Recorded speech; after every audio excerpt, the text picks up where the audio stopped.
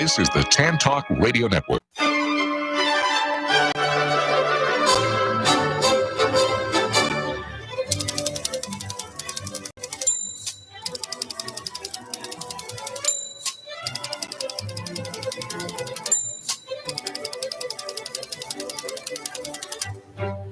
Hi, and welcome to Joy on Paper Radio. This is Sci-Fi Hour, and I am your guest host, Bria Burton, filling in for the amazing Patsy Gill. And I would just like to thank Patsy again for inviting me each month to do these incredible sci-fi hours with amazing sci-fi authors, such as the two authors we're going to be talking to today. We have Dan Dates and G.S. Jensen. So for our first half hour, we're going to be talking to Dan.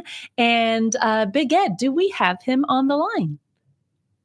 Awesome. So Dan is an author that I had the privilege of meeting just this last July. Some of you who have been following our sci-fi hours, you know that I like to dress up as Princess Leia from Star Wars. Well, I met a kindred spirit in Dan at this writers' conference, and he was dressed up as Luke Skywalker in his fighter pilot. If you can picture the very first Star Wars movie, when Luke is firing on the Death Star, he's a fighter pilot in his X-Wing, and that was the costume that Dan was wearing. So immediately, I knew we were kindred spirits. So let's welcome Dan to the show.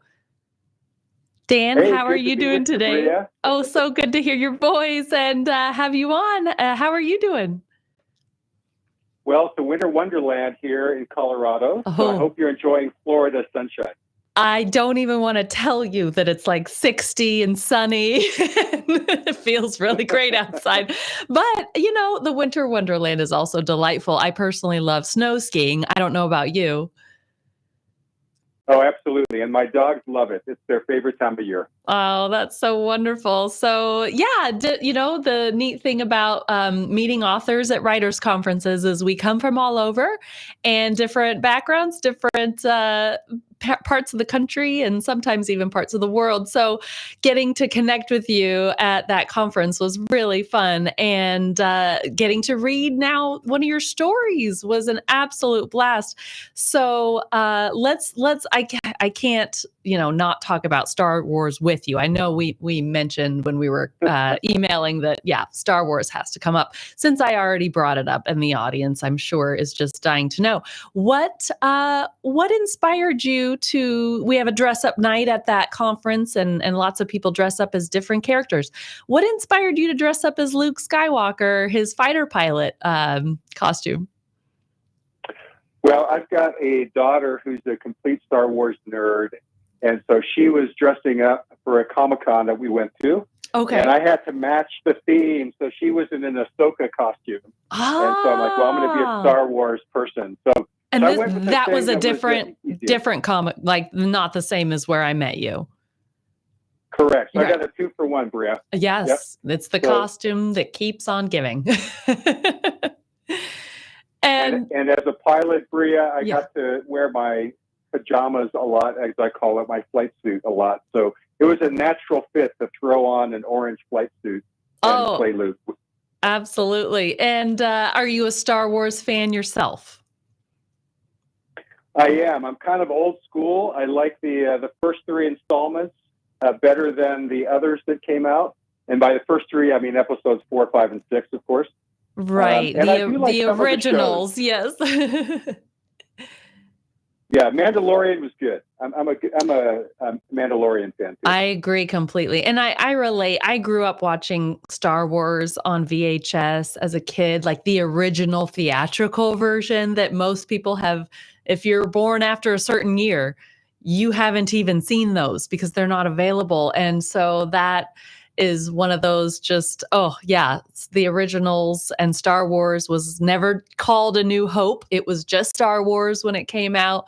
So yeah, the kind of creating it into this 4, 5, and 6 came later.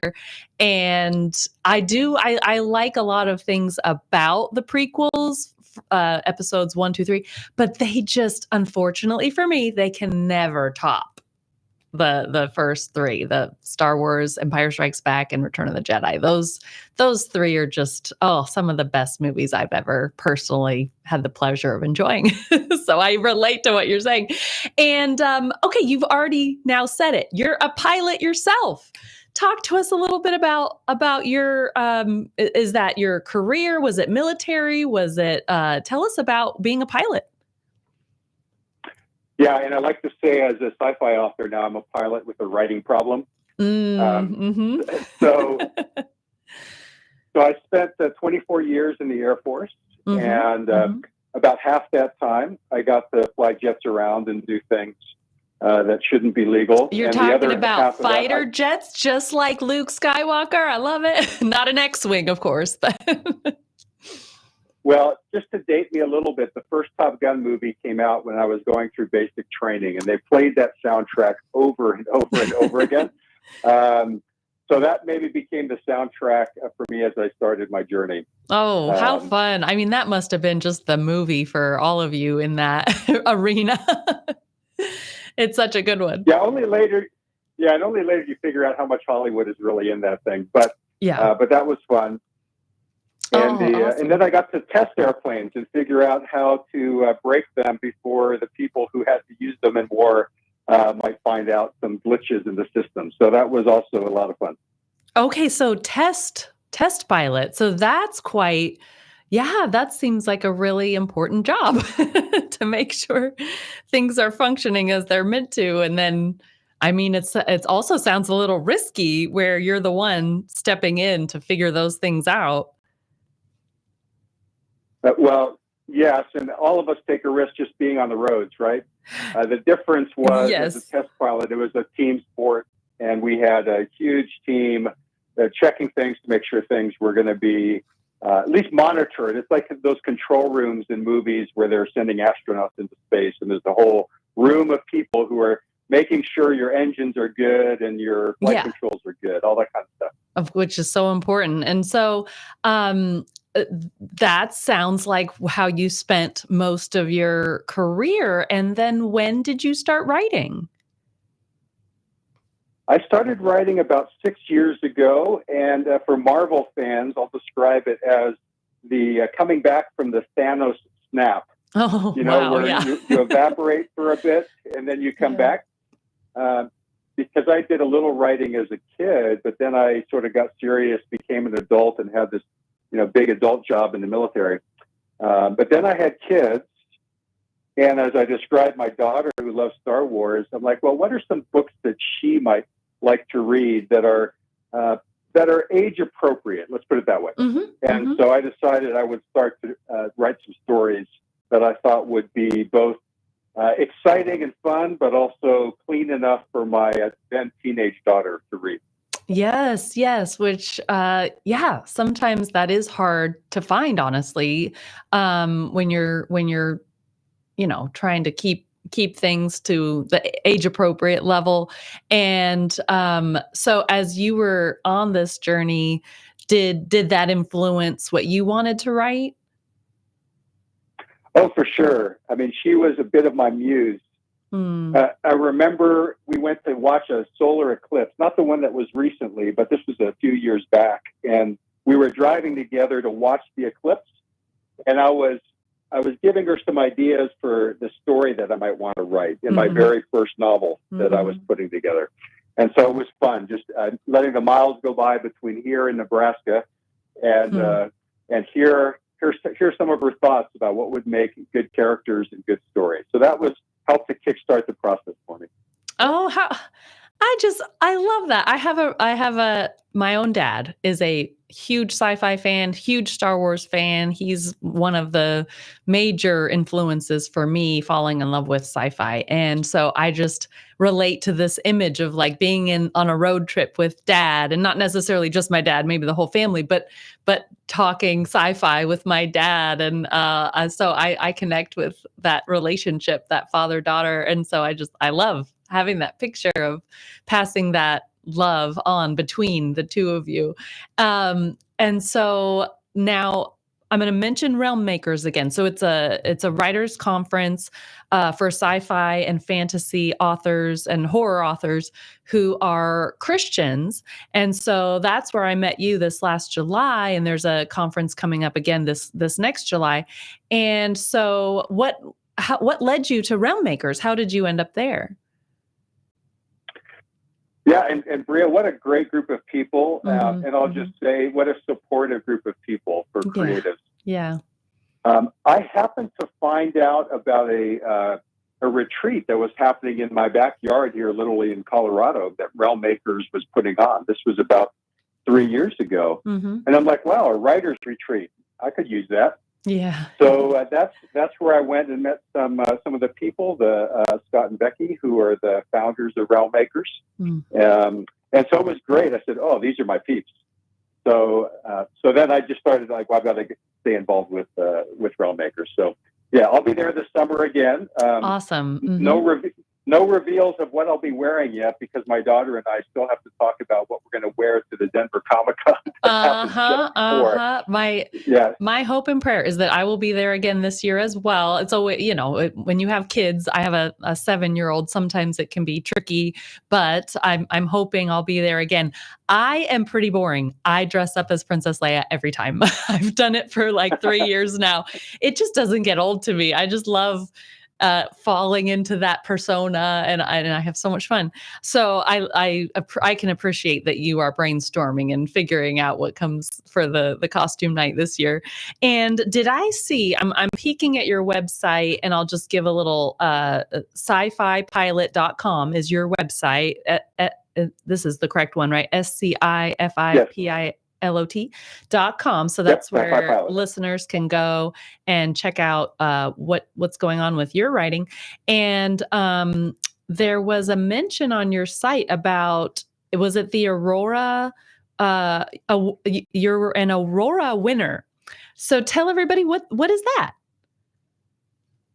Well, this was an award that the nice folks at Realm Makers decided to do for, I'll call them pre-published authors. Yeah, that's a great way to put it. Yes.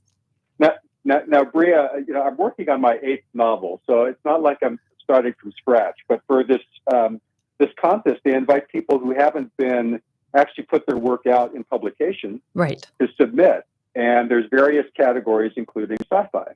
Yes. And so I was really just blessed and honored for a story that's going to be releasing this year to be honored with this award for the sci-fi category. Oh, that's incredible. And this would be your first novel that you would be releasing this year? Correct. And so I'm super excited. And I know I have some of my subscribers who are probably monitoring the show or listening to it afterwards right now. And I promised them I'd reveal what the basically the premise of that book is. So is it time? Okay, do we get the reveal right now? Everybody tune in, listen closely. Dan is sharing some secrets. Okay, let's go. All right. So for you first, Bria. So the name of the book is going to be called The Whole Man, HOLE, like the whole man. And he's called the Whole Man because he's got the ugliest job in the universe, which is he feeds human sacrifices into a black hole. I have to read this. Keep going. Well, I mean, it's a pretty gritty premise, but it's really about how he can fill that hole that's within himself. And let's be honest, we've all done things in our lives that we regret. And this is a story about a guy. How does he get past that darkest moment in his life, that thing he's most ashamed of? How does he move past that? Yeah. And it's the father-daughter story. It's got a lot of aerial dogfighting and stuff like that I bring my flying experience into. And so it's a rollicking good story about a man and a father. And so I think people are going to really enjoy that. And so get ready for that thing to launch later this year. Okay, so can I ask, is this so the short story, I'm gonna give everybody listening a little tip.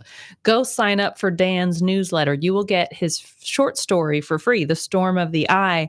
I enjoyed it so much. It is also dogfighting. It's this character who seems like there's some rough stuff that he's been dealing with. There's some alcoholism that seems like might be a problem for him. And so is this story, I'm going to hold up the cover. I have it on Kindle. So I hope people who are watching on my Instagram feed or the channel, the Tan Talk Radio YouTube channel can see this. If not, I'll be sharing the picture on all my social stuff. So is this a tie-in to this short story? Is this a kind of prequel, or is this a totally standalone short story that does not relate to the novel? Oh, Bria, you're so smart. So yes, that short story, which happens about 15 years before the novel, is about the character and includes the daughter. And so it's a little backstory peek at this man. Okay, I was thinking as you were talking, like, this sounds just like the short story. It ends in such a way that I wanted to know, like, well, what's next? Like, this does not feel like the end. Correct. And I've gotten some, I really appreciate when readers give me feedback, and some people are like, oh, the ending of that short story, I'm like, it's not super satisfying. I'm like, I know it's a short story premise, and it's meant to make you feel something about this guy. Like, come on, there's got to be more. So, and that's the thing. So yes, there is more. It's if you let people know it's not a standalone, it's a prequel, that I think you're covered there. But also, just my opinion, my humble opinion is I think it can work as a standalone as well. I mean, you could kind of look at it as a slice of life on a very broken man, and that it could stand on its own in that sense. But I do understand there are some readers who look at that and go, no, I'm not satisfied with that. But speaking of short stories, I have written quite a few short stories that have been published, and I've had similar feedback where there are some short stories that they really are just standalones, and I have readers go, I want what's coming next. And I said, well, that's where your imagination gets to carry you, because this is all that this story is. So when you're writing short stories, it can be an interesting conversation with your readers, especially readers who love novel length and aren't necessarily short story readers. But this is very exciting. So, okay, so we've got The Storm of the Eye that the listeners can get from your website when they sign up for your newsletter. And I appreciate your newsletter so much. I think you do an incredible job of engaging your readers with some really fun. You have different like surveys, and not just any survey. It's like, what kind of sci-fi do you want me to write for you? And then you have these different categories and people answering. I love that. And you got some great feedback where you showed the polls of what people were saying they want from their sci-fi. And then you had this great biblical sci-fi, kind of a tongue-in-cheek parody of like, the Bible is full of sci-fi. Let's check it out. And I really enjoyed your take. And I know you were saying, this is a little bit tongue-in-cheek, but hey, there's some wild stuff in the Bible. Check out how we could take it and do a sci-fi spin.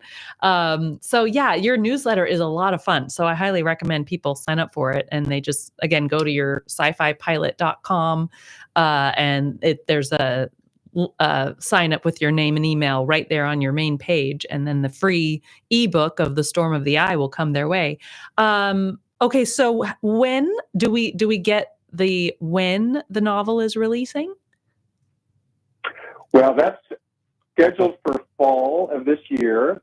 And the other exciting stuff is there'll be, if you get on the newsletter, you'll get when the cover gets revealed. Oh, yeah. Can't wait. I love looking at covers. I'm working right now on some special stuff for a crowdfunding campaign in order to, some special art, some special maps, things that, people like to have. And so, now is that campaign active? Like people can currently go contribute to it now, or it's coming? It's coming. Okay. So the best way to stay abreast of what's happening is to get onto sci-fipilot.com. Just get on my newsletter. I don't spam people. I try to just keep it to a couple emails a month. Yes. And then you'll know I can exactly attest to what's that. coming. Yeah. And you know exactly what's coming and when. But no, I'm super excited. And I really love when readers give me their feedback, like I said. And so like that poll you mentioned, Bria, it was kind of surprising to hear what people wanted in terms of their villains, in terms of their heroes. And so that's always great to get feedback. So love to have people be part of that conversation. Yeah. And so I'm going to briefly back us up to the retreat. So that the Realm Makers retreat that you mentioned just a few minutes ago is how you discovered the Realm Makers Writers Conference. And that is the exact same way that I also discovered Realm Makers. There was a retreat in Orlando in 2020, just a month. It was February 2020. And we all remember what happened in March of 2020.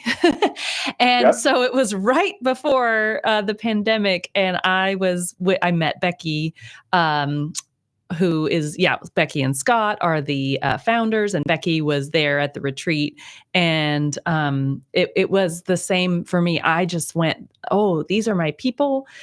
We all love sci-fi and fantasy and even horror. And sometimes there's kind of a funny, horror is such an interesting phrase because there's a lot of loaded context in it that isn't necessarily what I mean when I say I love horror. I do not love gore. I don't love slasher like that. I can't handle a lot of that. I love psychological. I love, M. Night Shyamalan, when you think of the Sixth Sense, like that kind of horror.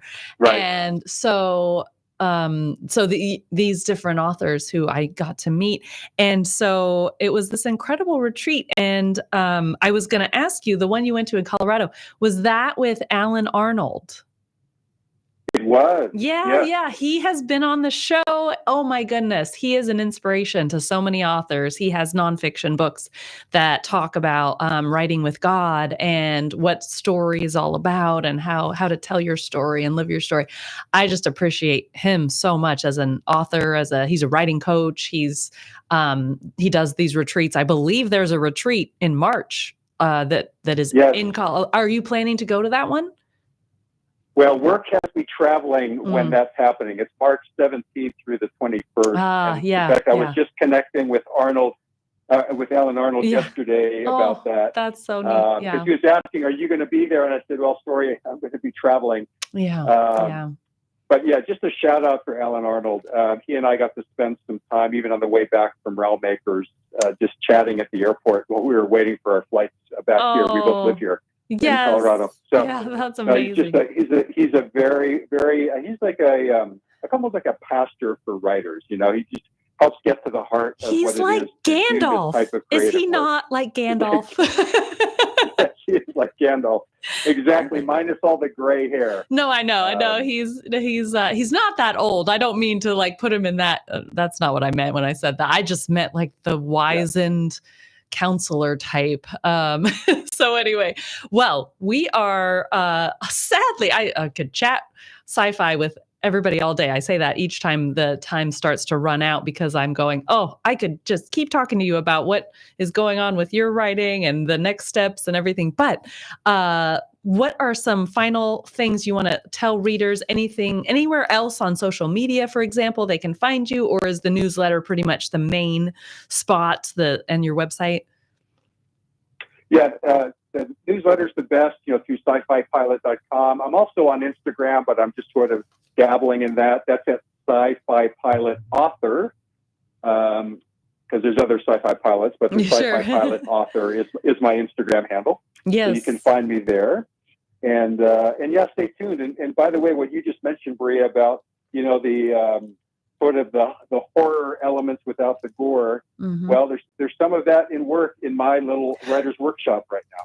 Okay. So, okay. So there'll be more to talk about later. Yes, awesome. Would love to chat again sometime. So, especially when your book comes out. So, Dan, thank you so much for coming onto the show. I appreciate your time and just your revealing big things coming, and it's fun to be part of that big reveal for all your fans who are hopefully able to listen. And for those who can't, I will be sharing the replay. The Tan Talk Radio Network YouTube channel has the replay, and I'll have it on my Instagram. So I'll be sharing that with you, so you can send that through your newsletter, and we'll definitely have you back sometime.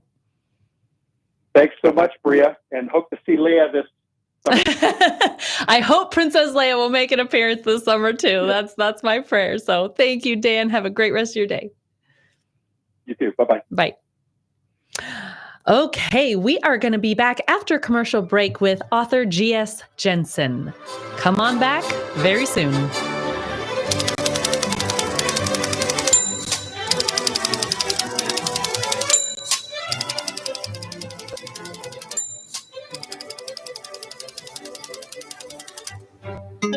This is the Tan Talk Radio Network. Looking for inspiration? Looking for something that will intrigue you? Then this book is for you. Jim Lamb's poems start out as caterpillars, creepy, crawly, and raw. Then a miracle happens as they transform into colorful, bright, and conspicuous works of art. You can find Jim's new book of poetry, Hurting Butterflies, at Amazon.com. It's the perfect gift for the book lover in your life, even if it's you. Hurting Butterflies, the perfect holiday gift, available on Amazon. Get Hurting Butterflies. Do you dread being called on to speak at meetings or family functions? Have you envied those who can sway an audience with well-chosen words? Do you know that people who speak well earn more money, earn more rewarding careers? Gain the confidence to master any speaking situation. Toastmasters will allow you to find your voice. Go to toastmasters.org to locate the club nearest you. Are you an author, an artist, an inventor? Then you need to protect your valuable intellectual property. You need Larson & Larson. We have the experience and knowledge to help you with all of your legal needs, from processing trademark, copyright, or patent applications to negotiating licensing agreements and handling litigation. The attorneys at Larson & Larson in Largo, Florida can help protect you. Call us today for a no-cost consultation at 727-546-0660 or visit our website at larsonpatentlaw.com. Have you ever faced disaster? The Red Cross is always there for you. The Red Cross responds to a call for help every 8 seconds. They have never turned anyone down. Now they need your financial support so that they can be ready to help you when the need arises. Donate online at redcross.org. Thank you. This is the Tan Talk Radio Network.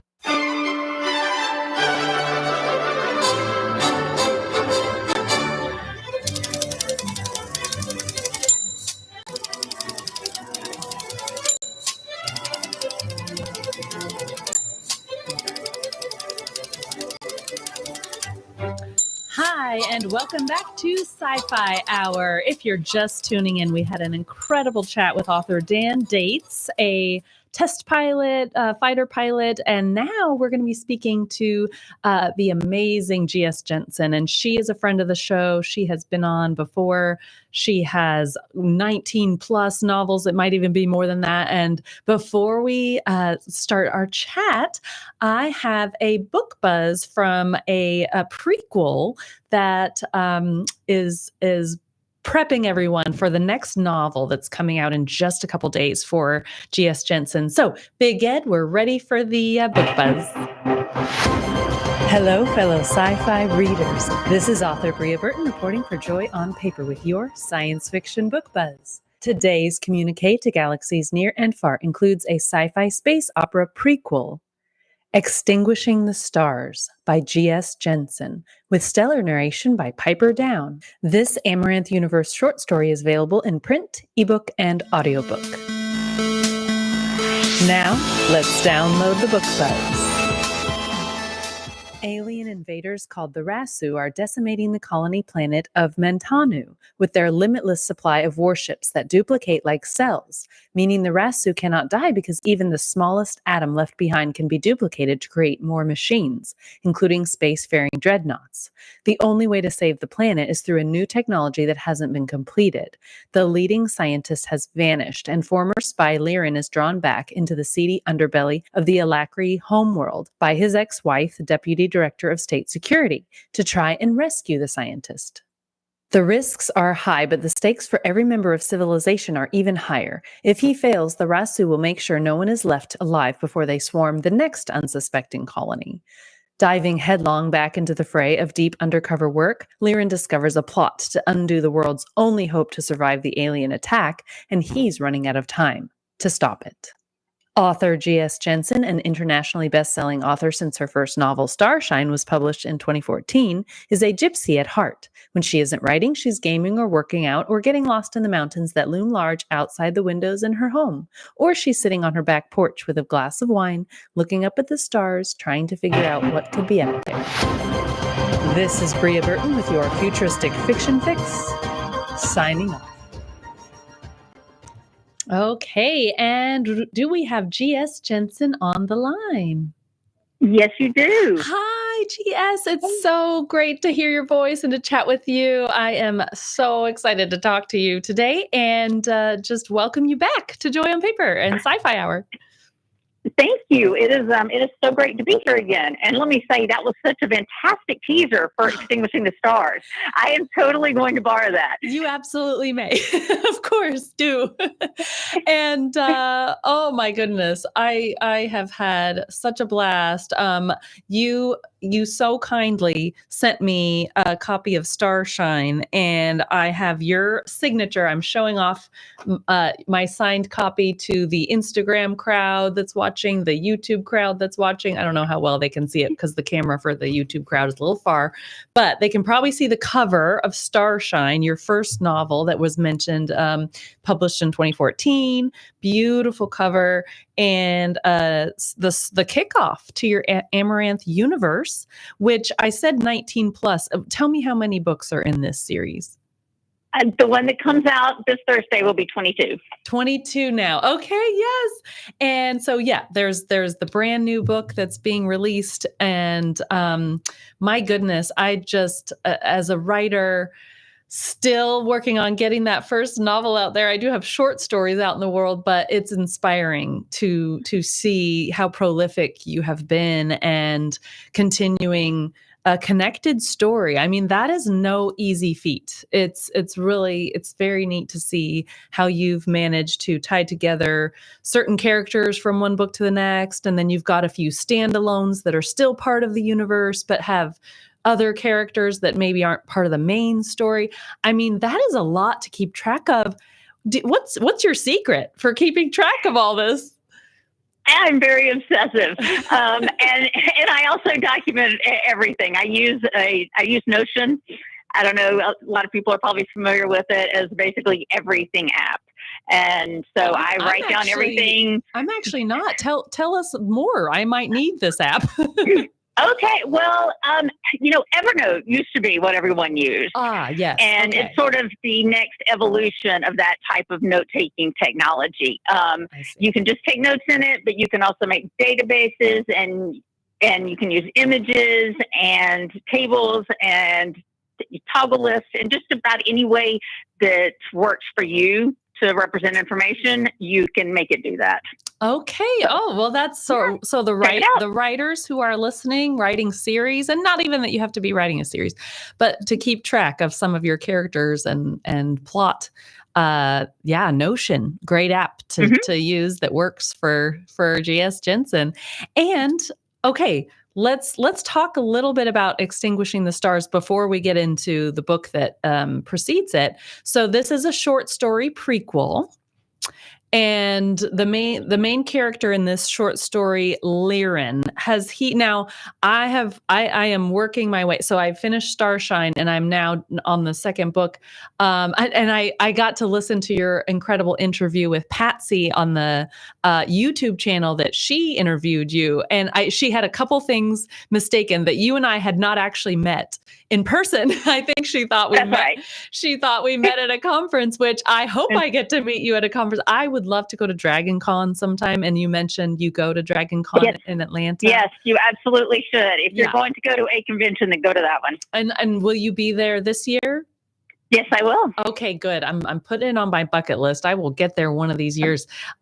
So yes, absolutely. Would love to meet you at a conference. And then I have not gotten through all your books yet. So I'm making my way, but, well, it's a lot of books. I understand.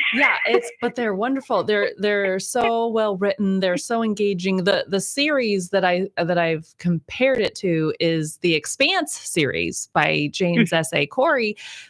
In the sense of it's a space opera with a little bit of the military side, a little bit of the personal character stories. I mean, it just and I, as a reader, get so invested in these characters. And then even reading one of the standalone novels, Medusa Falling, it's a character that we meet, Marley. She's a child in Starshine, right? We're talking the same Marley. That I'm not mistaking that, right? Yeah. No, you're absolutely right. Yes. She has a very tiny role in the very first novel as a child. And then fast forward to her standalone novel where she's the heroine.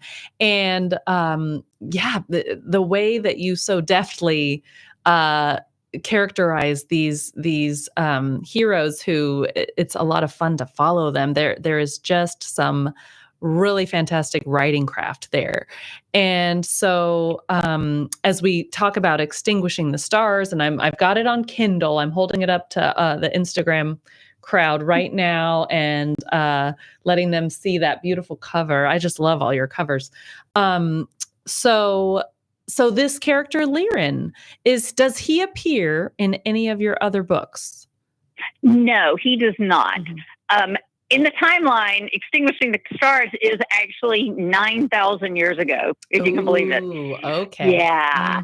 So when I say it's a prequel, it's a far prequel, but it nonetheless really sets the stage for the events of the book that's coming out this week, The Universe Within. Yes. It's the story of how these guys get in the predicament that 9,000 years later we find them in. Yes. And some of that just ripping in space time and little things like pocket universes and side space and the aliens that you have different names for your aliens.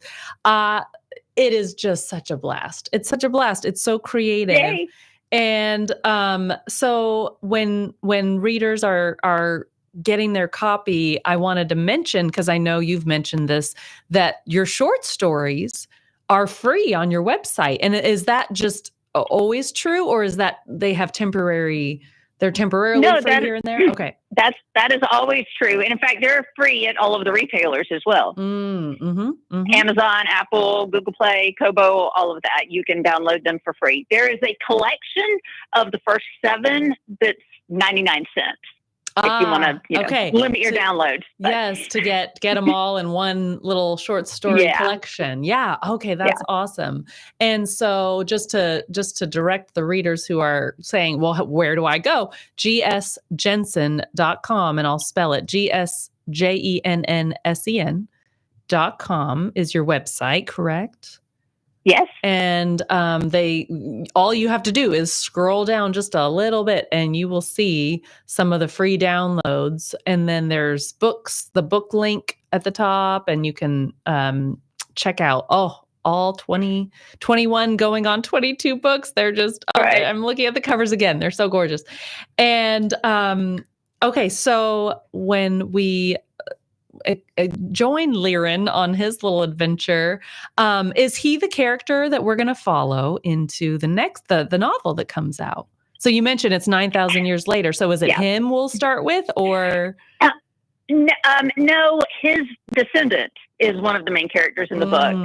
Okay. He does appear. He is unfortunately no longer with us 9,000 years later. So but not an he does eternal appear being. No, and I do have some of those in the Amaranth series, so it's not outside the realm of possibility. But no, the Alakri are not immortal. But he does appear in the book nonetheless through some journal entries that the main character discovers. Okay, so we'll just dive into it. The Universe Within is the novel releasing on Thursday. And it looks like we're back with Alex and Caleb. That's right. Okay, and so this is this is 20 years later, 20 years after Starshine.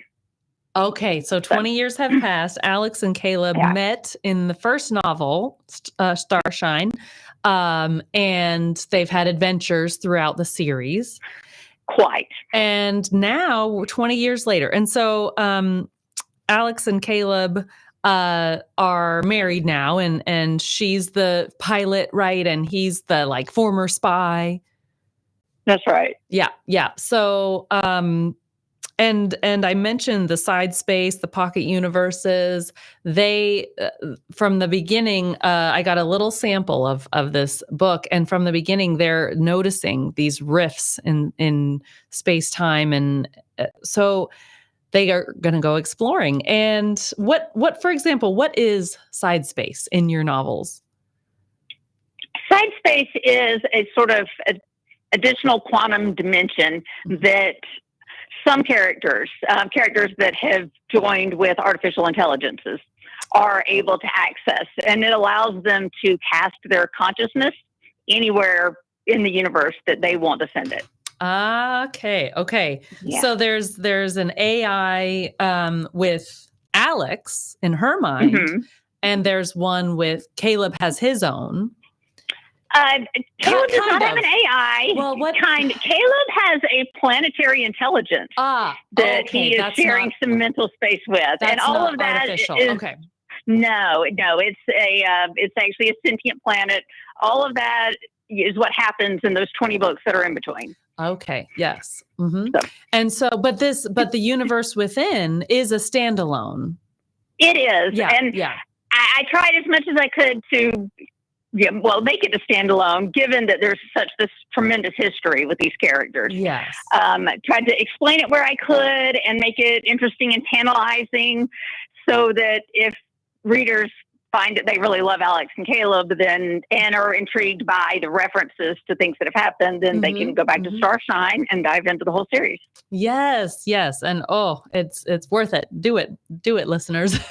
So, okay. So, it just, I can't help but think about what is happening today with the brain chips that are out there. And it's not like they're new. Brain chips have been around for a little while, but there's newer developments, of course, that have happened with recent, there was the first Twitter post via a brain chip with no physical typing. It was just with the brain. And I say Twitter, it's X now, so I always forget that. So let's talk a little bit about real world versus future world, and how how do you use things that are going on in the real world to speak into what you're writing? So Starshine and the series as a whole starts 300 years from now. And so when I set out to create, everything, I spent a lot of time thinking about, what can we do in 300 years? Look at what we have now and try to extrapolate and see where we will have gotten then. I mean, of course, it's a fool's errand. We can't know, especially as it feels like technology is accelerating so much. The things that I envisioned us having in Starshine 300 years from now, we might have in 2 decades, at the rate things are going. I understand what you're saying. Yes. But I did assume that we have extensive cybernetics, chips in our brain, and not just chips, but neural wiring and that type of thing that enable us to do things like communicate. I guess you would call it telepathically. Basically, we can send text messages to each other just using our brains. Okay. Access the internet just using our brains, because that sort of hardware is, children get it, as they grow up. It's a gradual process. And by the time, someone is an adult, they have all of these capabilities wired into their bodies. Okay. And so this is looking ahead to, okay, we have this now, so maybe this is coming later. I always ask myself these questions, and I wonder if you do too. What do you think about the ethical side of, say, the genetics and the putting these types of things in our minds?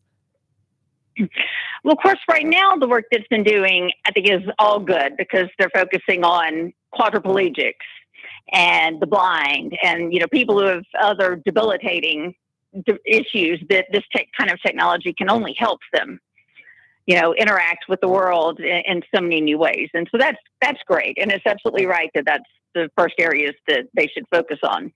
But of course, if it works and as it gets better, it's going to grow well beyond that.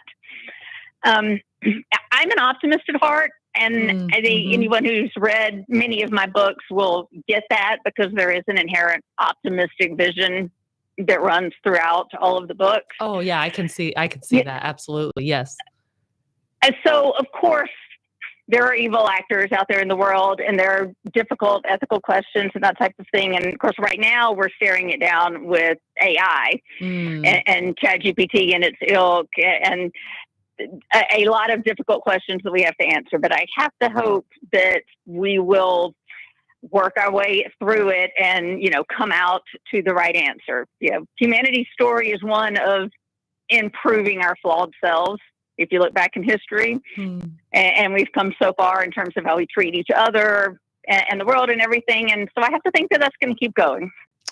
And I totally hear that optimism as I read your books. Absolutely. It's so refreshing. And the aliens, for example. So you've got in your series different, and I'm going to mispronounce probably brutally, the Anodins. That's fine. And the one that starts with D, will you pronounce that one? The Zvar. Is that what you mean? Zvar, yes. Yeah. And the Rasu, are we introduced to the Rasu in this? Or is that just a name because it's 9,000 years ago? That's just the name that group of people, the Alakri, give to the aliens that have already been mentioned in another name. Does my question make sense? Yeah, no, but yes, it does. And no, the Rasu are actually the main villain in the 6-book series that I recently finished, Riven Worlds. Okay. Okay. So basically, they're a big, big bad, which you get from reading Extinguishing the Stars. Yes. And so 9,000 years ago, they were rampaging across galaxies, and yesterday in my book universe, they were still rampaging through galaxies. Yes. And that's the plot of the Riven Worlds books. Okay. Ooh, can't wait to get to those. So sometimes these big villains, I mean, when they are so powerful, from a writer's perspective, it can be so hard to go, how am I going to get my characters out of this? Like they're just going to get swallowed whole in the end. They're dead. Like, so you've got a really big bad in the Rasu. And then, and so will this be the first time were Alex and Caleb in that series, or was it different heroes? No, but it was Alex and Caleb. And so, I know the timeline can get kind of confusing. The Universe Within happens 3 years after the end of the Riven World series. So they have actually defeated the Rasu, but it's why they know about them or quite familiar with them. Okay. Yes, so, we're seeing where this is going to go. Yeah. Okay. And then,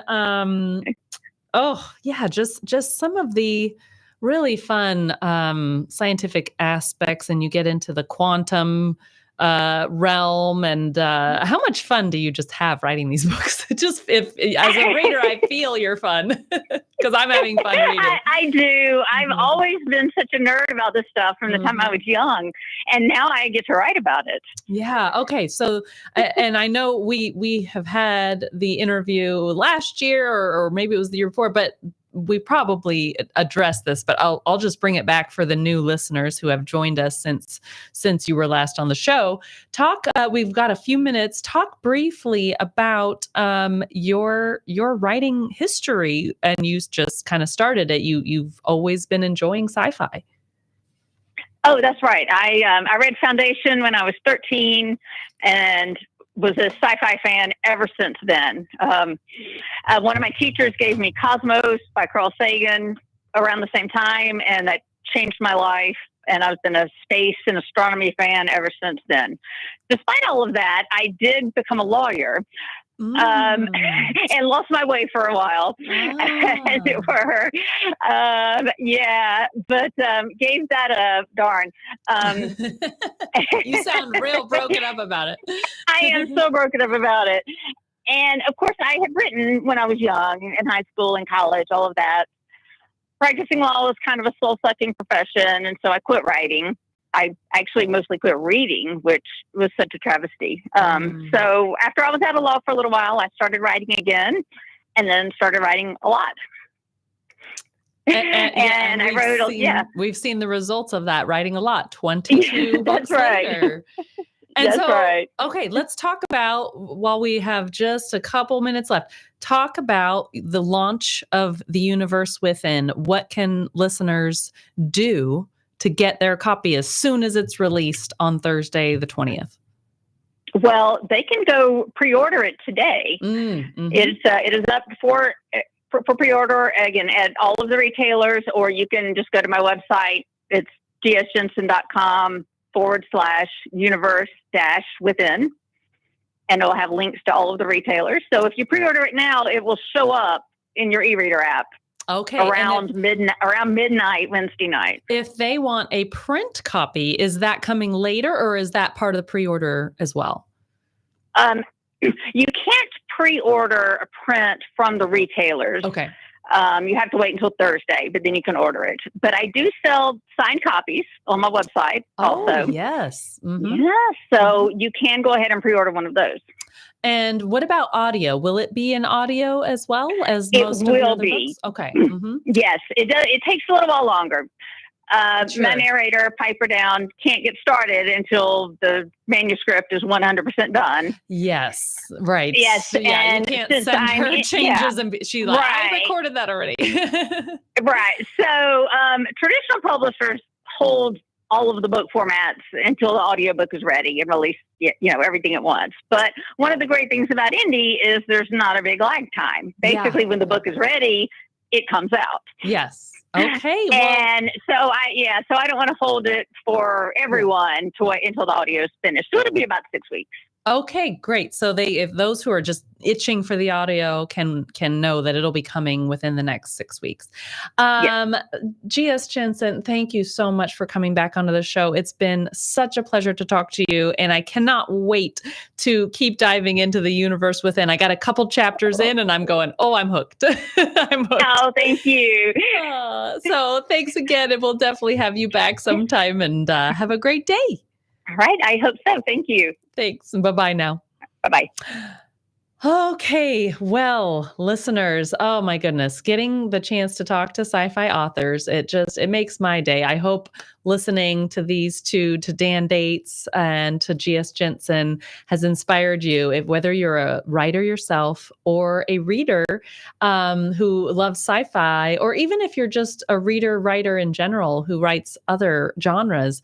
The neat thing about sci-fi is it's such a broad spectrum. It covers a lot. And for those who are tuning in just now, and we're about to wrap up the show, my name is Bria Burton. You can find me at briaburton.com. And you can follow me on social media. My handle is at Bria Burton with Instagram. I have a Facebook author page. So you can check out what I'm doing with my short stories and novel writing. So I want to thank Big Ed in the studio. Thank you, producer Big Ed, for everything that you do. And Patsy Gill, the host of Joy on Paper. We'll be back with you all for her Thursday show at 11 o'clock. And this is just an amazing opportunity that I get to sit with you all for Sci-Fi Hour. I hope you'll join me next month when I'm back with 2 more amazing authors. Take care, everybody. Go read a book, go write a book, and be sure to tell the author by leaving them a review how much you loved their book. Bye-bye now.